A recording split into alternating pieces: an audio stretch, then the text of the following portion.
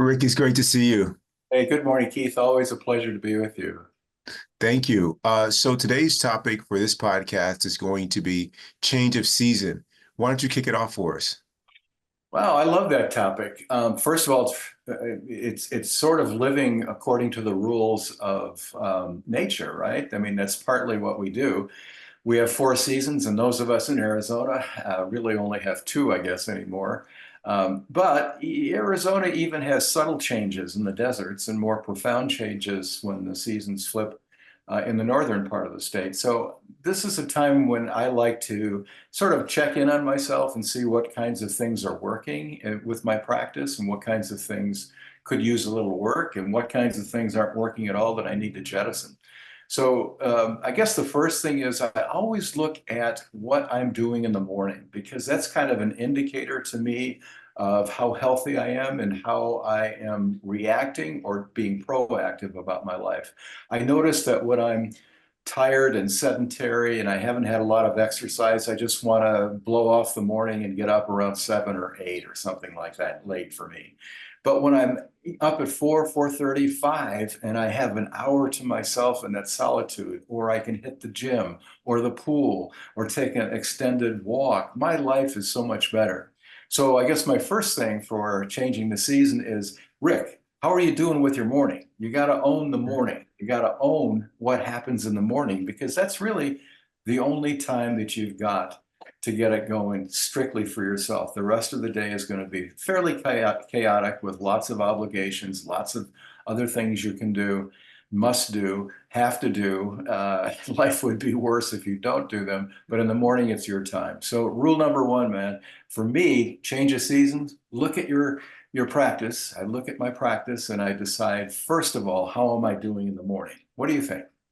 Rick, that's a great one. I completely agree. I've had to make a couple of changes too, and evaluating what my morning routine is key.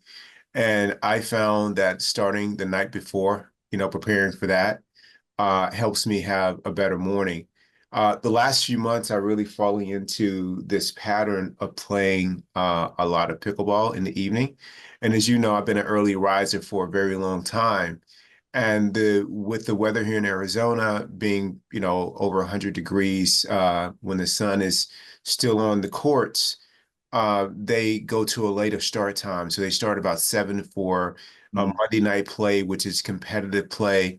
And for me, the games go until almost 9. Oh, yeah. That's a late night for me. By the time I get home, get a bite to eat, get showered, stretch, it's going into 10 o'clock and then I'm up by 4:15. So what I've noticed is that I have less to give during, Mm. during the rest of the day. Now, I still keep my morning routine. I do my practice, I exercise, I do all those things, but that little extra something is missing. And so I've been really adamant, not adamant, but intentional about not playing as much that late. And it's been a little disappointment to the guy who organizes it. And my heart goes out to him because I know how hard it is to organize people, and he's doing such a great thing for the community that I want to support him. So I think I figured out a different way to support him, and I can share about that very quickly. Is that he lost his spouse of over 45 years a few years ago to a pretty devastating diagnosis. And he has been pretty down, over it.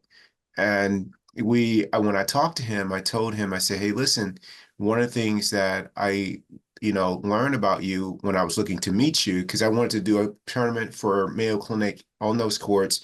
He was the guy I needed to talk to. And so people said, you got to talk to this guy. And I said, well, tell me a little something about him. And they didn't mention his career. They didn't mention him being retired, his age or his ethnicity, where he's from. The way they described him is he's a guy who loves his wife. And Mm. this was several years ago. The way this guy loves his wife is like nothing I've ever seen before. And so when I met him, I recounted this story about him and it brought him to tears. Oh, And boy. so Yeah. I just told him like, man, that's just so wonderful that people see you that way, and I've known you to be nothing but kind. And I just want to also thank you for what you do for our community here by organizing these get-togethers to build a sense of community and to promote belonging. And we parted ways. I didn't play that night with them. I left the courts, and he sent me a note the next day, just thanking me for what I said. And he said that it's been very, very hard for him, and the months have been really, really rough since her passing. And he went on to say that most people don't know what to say, so they say nothing at all. And that, it just intensive amplifies the grieving for him. So he appreciated me just having the conversation with him. And, he asked me if there's anything I can do, to let him know. And I said, why don't we get together more often? And he said, and so we're going to get together, and he wants, to drill and play pickleball on the court and just kind of hang out, and he's older than me, probably, I want to say 15 to 20 years. So I think he's in his 70s. Mm. And he's just a really kind, soft-spoken guy.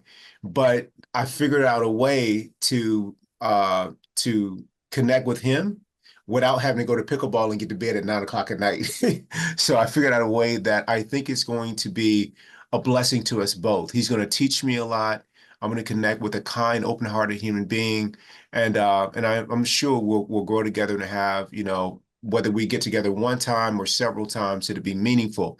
So I think part of my routine in the seasons, with the change of seasons, Rick, is to be even more intentional and committed to those human to human connections with people, with everybody, but particularly with people that are open-hearted and kind. And then that is also going to help in this particular case with my night routine to get to bed early. So I have a little extra superpower for the next day.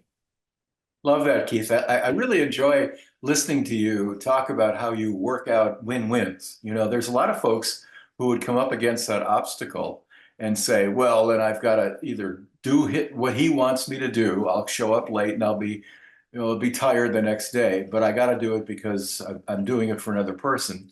And other people would say, I'm just not doing it. And that would end the matter. But you figured out a win-win. You preserved your own needs and you also accounted for the needs of someone else and you created a boundary that you both can live with. That is a really elegant Oh, way of wow. living as a human being. Congratulations, man. I see that all the time with you, though. That's kind of your trademark. You always work stuff out. You're always interested in helping the other person without hurting yourself. But another thing that's important about that is you don't cave into what you think you have to do. Thank you, And Rick. then that creates resentment, which you push down, which you try to avoid, but it always bubbles up and you end up resenting this great guy that you're going to have some good experiences with. So, congratulations, man. I really love that story. Oh, Rick, thank you so much. I really appreciate that. Do you have one more tip that you'd like to share regarding change of seasons before we end? Okay, this is probably a longer topic than the remaining time that we have, but here it is. And that is, I'm always, always, always suffering from imagined troubles. That's, if you had, like a caption under my picture that should float with this podcast, he always suffers for imagined troubles. He always creates his own problems. So I always try to remember that's what I do. So every time the changes of scenery and changes of season roll around, I'm focusing on what is the newest thing? What are the newest things that I'm doing that are totally imaginary, that I'm just looking at, creating more negative thinking about, and then putting myself in a hole and making my whole life drag down because of these negative thoughts about imagined horrible things. And the only thing I can say is that being mindful of it really helps me, and being out in nature and doing the practice is extremely important because it's easier to cope when you're in your own game, you're on your own game, you're really, really strong about what you want out of life and how you want to be. And when I realize that there are troubles that are self-created, man, that makes me mad and it makes me motivated to stop because if I didn't have that, wouldn't life be so much more fun? Absolutely, Rick. I love that. We should do a podcast on Imagine Troubles next because I want to unpack that more. Rick, I love you so much. I am ready for the changing season, man. Have a really great rest of your day. Hey, thanks, Keith. Appreciate being included. Thank Adios. you, Rick. Adios.